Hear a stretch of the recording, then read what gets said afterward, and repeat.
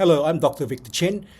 Today's sharing is on the disease-specific nutrition, specifically for cardiovascular disease. So what is cardiovascular disease?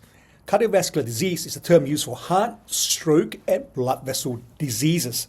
Ultimately, it involves the occlusion or blockage of an arterial vessel. If it occurs in the coronary arteries in the heart, it will result in angina or myocardial infarction, in layman's term, a heart attack. If it involves a blockage in the carotid arteries in the neck, it will affect the brain, resulting in stroke or transient ischemic attacks or mini stroke. And often people who had a stroke event, they go to the hospital, have a CT scan, and they discovered that previously, unknowing to them, they had mini strokes, right? There's little infarcts in the brain. If it occurs in the peripheral vessels, like in the arteries and the limbs, it can lead to intermittent claudication or limb gangrene, whether you need amputation, etc., etc. What causes coronary artery disease? Well, it's caused by the narrowing of arteries due to atherosclerosis. You've probably heard of that term before. So what is atherosclerosis? It's derived from the Greek words arthero, which is a pace, and sclerosis meaning hardness. So the pace inside the lining of the blood vessel wall, as you can see here, it gets hardened. And it's characterized by fatty substances, you can see in yellow, the cholesterol, cellular waste products, and fibrin in the inner lining of an artery, resulting in a buildup called this fatty plaque. Why does the plaque build up? It's due to many factors. Independent risk factors include elevated cholesterol, high blood pressure, cigarette smoking, and diabetes. The primary purpose of this risk assessment is early intervention to see what risk factors you have and to reverse the process fueling this disease progression using nutrition and whatever means at our disposal, and thereby to avoid life-threatening and the costly sequelae of a coronary event or a cardiovascular event. So where can we intervene? We can intervene when the atherosclerotic plaque begins to form. We can prevent the plaque from rupturing. We can prevent the clot formation. We can thereby preventing vessel occlusion, which leads to stroke and myocardial infarction or heart attacks. The stages of atherosclerosis. This is a healthy artery. The bloodstream is pristine. But over the years, in the early 20s, the plaque already starts building up. And the plaque forms and grows and it oxidizes and gets hardened. And once the plaque ruptures, blood clots form, clot formation begins. Okay, this is a pristine, it's not a pristine artery. It's a transection of an artery. All the cholesterol that's accumulated from the foods you eat, right? The fibrin deposit, the cellular waste, builds up as a plaque. And the plaques get hardened, okay? Why? Due to oxidation of the plaque. And when the plaque gets hardened, the blood flow becomes turbulent. It's not smooth anymore. It's turbulent. A turbulent blood flow is like a knife cutting through that hardened plaque. And what happens over time, this high shear stress will just cut through the plaque and exposes the inner lining of the artery. And when blood clotting factors gets into touch with the collagen lining the blood vessel, what happens? Clots form. The clotting factors is like form a net, right? To make sure the vessel doesn't break, like a net, safety measure. And what happens? The platelets will cover the holes. Right? resulting in a clot formation. And when a clot forms, it will block the blood flow, resulting in vessel occlusion. Blood cannot flow through, leading to stroke and heart attacks.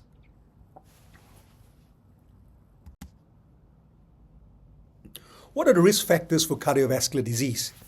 There are things that you can change. Your diet, lower your cholesterol, eat cleanly, don't smoke, quit smoking, control your blood pressure, exercise, allow your vessel to microcirculation, control your stress, and obesity, lose some weight. Factors that can't be changed: age. As you get older, your risk factors for cardiovascular disease increases. Gender, male more than female, hereditary in some cases. And diabetes, to some extent, can be controlled by dietary means. Major risk factor number 1 is cholesterol. High cholesterol is a health risk for arteriosclerosis and heart diseases. The good news is that the risk can now be reversed by lowering the cholesterol in a person. Why is high cholesterol prevalent in our society? It's because of the meats we eat. Our ancestors ate meat sparingly. Sheep and cow were kept for their wool and milk. They rarely eat meat, right? These days, we eat meat every day. My grandparents, I remember, they say, let's slaughter a chicken because it's a festive season. They ate wild game, which has 4% fat content. But today, commercial meats have about 30% fat content because why? There are fed grains to beef them up for commercial sale. Moreover, humans were designed to eat more plant food than meat. We have 20 molar teeth for grinding plant foods, 8 frontal incisor teeth for biting fruits and vegetables, 4 canine teeth for eating meat. The human jaws moves vertically and horizontally to grind the plant food. A true carnivore, a tiger's jaw, only moves vertically. A carnivore's digestive tract is 3 times shorter to digest the meat rapidly and eliminate toxic waste products quickly, so that the meat does not get rancid in the colon, causing a toxic megacolon syndrome or colonic cancer. The kidneys of a tiger is 4 times that of a human to eliminate byproducts like uric acid. Shellfish is a major source of high cholesterol. Shellfish such as oysters, mussels, crabs, lobsters, and clams contain large amounts of cholesterol, particularly in relation to their serving size. For example, king crab legs contain 71 milligrams of cholesterol per serving, lobster 61, and oysters contain 58 milligrams of cholesterol per serving. Total cholesterol, if it's less than 5.2 millimole, you are fine, it's desirable, you're not at high risk of cardiovascular disease. If it's above 5.2 to 6.2, it's borderline high. And if it's more than 6.2, it's definitely a high blood cholesterol. A person with this level has more than twice the risk of heart disease than someone whose cholesterol is below 200 milligrams per deciliter or below 5.2 millimole per liter. This is the HDL cholesterol, the good cholesterol, high density lipoprotein cholesterol. If it's 1.04 liter or less, it's low. It's a major risk for heart disease. 1.04 to 1.53, it's the higher the better. And if it's above 1.54, you have some protective, means against heart disease. And how do you increase HDL cholesterol? By exercise, resveratrol in the red wine, etc., etc. And how does it protect you from heart disease? It goes to the blood vessels and carry the cholesterol lining in the arterial wall and bring it to the liver to get rid of it, to eliminate it. The bad cholesterol, LDL cholesterol, low density lipoprotein, some of these may not even be accurate depending on the lab and depending whether you have any prevalent heart disease. Because why? less than 2.6 millimoles is optimal, but if you already have some vessel blockage, the clinicians will ask you to get it to below 1.6. Okay, so there's no right or wrong. You better seek your dietitian and your clinician as to advise at what levels you should have them at. Cholesterol content per 100 milligrams of food. I won't go into every detail, but they're found in the organs of the animals we eat, in shellfish, in certain oils, right? So you need cholesterol to some extent. You need to form your hormones come from cholesterol. Your vitamin D comes from cholesterol, right? So, but too high is no good. But cholesterol by itself is insufficient in determining the risk of coronary heart disease on an individual basis. I mean, as a whole, if the cholesterol level is high in a community, obviously the higher the risk. But 35% of coronary heart disease occurs in people whose cholesterol is normal, below 5.2 millimole per liter or below 200 milligrams per deciliter, see? So there are other risk factors involved. Risk factor number 2, high blood pressure. High blood pressure increases your chance for getting heart disease and even kidney disease, and for having a stroke. A consistent blood pressure reading of 140 upon 90 millimeters of mercury or higher is considered high.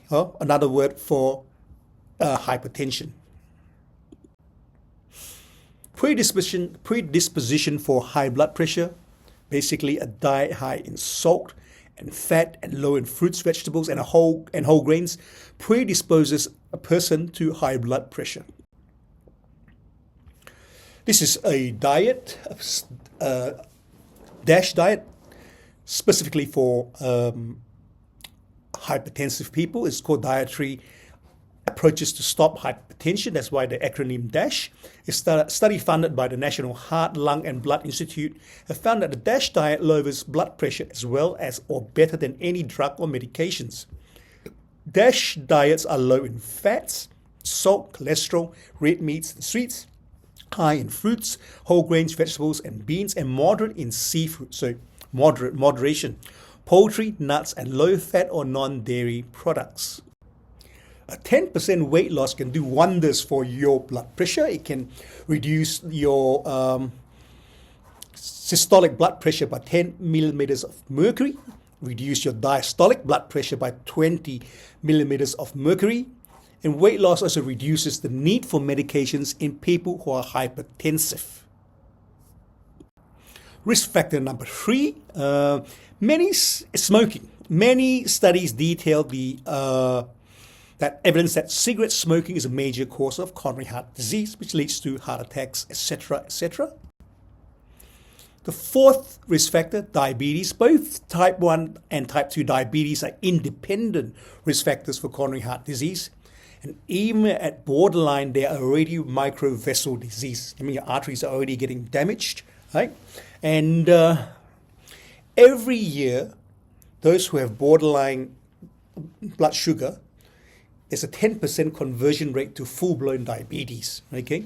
So if you're borderline, try by dietary means to get your blood sugar levels to normal. The role of nutrition. The role of nutrition is crucial in preventing cardiovascular disease. A healthy diet will lower the risk factors, major risk factors, such as elevated cholesterol. Okay, you lower your cholesterol. Diet to lower your blood pressure, obesity, and diet to control your diabetes, right? Such as a cholesterol-lowering diet, DASH diet, a low GI diet, which we do in other talks. What are some hearty nutrients? Some nutrients that are good for your cardiovascular system. Garlic, I take it every day in oil form. Those oily supplements is better to take it after a meal because you need your bowel to emulsify it into a chylomicron for better absorption. Includes like fat, omega-3 as well, it's oil. So garlic has anti-thrombotic effects, prevent blood clots and lowers cholesterol. Fiber reduces cholesterol. Antioxidants like vitamin E prevents oxidation of the atherosclerotic plaque that builds up when you're young. Omega-3 fatty acids, antioxidants, is an antioxidant, lowers cholesterol, it's antithrombotic. I take nattokinase as well daily. It's antithrombotic. Ginkgo, it basically is the natural aspirin. It has antiplatelet effects, prevent blood cells from sticking together. Prevents the platelets from sticking together. Coenzyme Q10, for those who's with congestive heart failure, it helps with heart function, helps the heart pump stronger. People with heart attacks, the heart muscle is compromised, so it's not able to propel the blood flow forward. Thereby, some studies have shown that coenzyme Q10 in animal models is able to improve heart muscle function.